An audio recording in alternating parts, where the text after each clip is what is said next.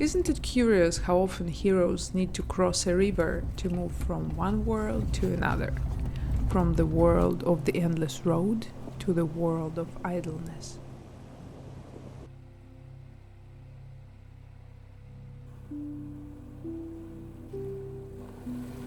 After going up north for 2000 kilometers, marveling at the beauty of the Arctic nature, which you can see in the previous vlogs of this trip, we went a bit down south to the Hibini Mountains. By then we were tired, so camping by a mountain lake for a few days felt just about right. In this video, I wanted to talk to you about rest, yes, again, rest, about being still, about not rushing. And it felt very fitting to do so with the beautiful video that I shot last year. Hello, and we are out of the far north, a little bit south, but excitingly, it is more cold here at night because we are in the mountains. And I will show you the mountain range in a minute. These are the mountains called Hibini. I have never been here actually, but I always wanted to because these mountains are legendary for travelers, hikers, fishers, like people who do kayaking, any kind of like motorbike sports and everything. Today we just had completely chill day in the camp. Did nothing except swimming, and the water here was almost actually as cold as in the Barents Sea. And at night it's very cold. It was +4 at night, and now it's kind of +15-ish. But the sun is going down anyways, and it's getting colder. Yeah, so I guess we're just spending this day reading, eating, chilling, and enjoying.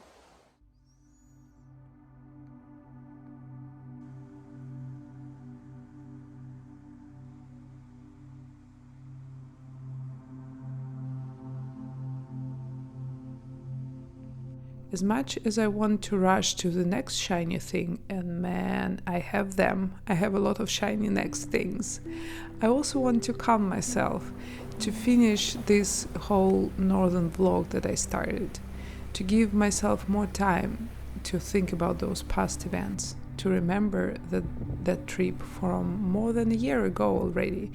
I may sound like a proper granny to you, but I'm really done rushing. I just want to sit by the water, lake, river, or sea, and I feel like I came straight out of a Moomin story. I know I cannot read all the books, I cannot swim in all the waters, or achieve all the goals, and that's okay. And also at the same time, it doesn't really mean that I'm not ambitious, that I don't really have any goals. I do, and I'm ready to work hard for those goals. But I also want to take some time rest, and Hibini Massif was a great place to do so. So, what is this place even? It's Hibini Mountains. It's the highest mountain range of the Kola Peninsula. These mountains are oval in shape. Its highest peak is Yudich Vumchor. And yeah, try to say it 3 times in a row without breaking your tongue. It is 1,200.6 meters high. The mountain tops of these mountains feel like giant shoulders to me. During the Ice Age, glaciers scraped away much of the rocks and soil, and today Hibini are famous for their mineral wealth hidden not so deep. The main treasures here are apatite and nepheline. These minerals are being used a lot for fertilizing the soil. There is also polar night for 40 days and polar day for 50, and the climate is pretty harsh. Don't get fooled with the pretty visuals that I'm showing to you and the serene views. We were very lucky with the sunny weather. Staying by the cold lake meant a lot of dressing and undressing during the day.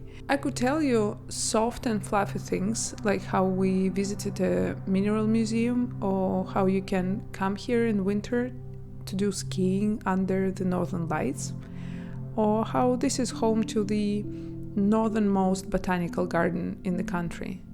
But I can also tell you the darker story of how these mines were built at the expense of countless lives. And in the same mineral museum, we saw not only gorgeous crystals and minerals, but also photos of the workers who built these mines to begin with.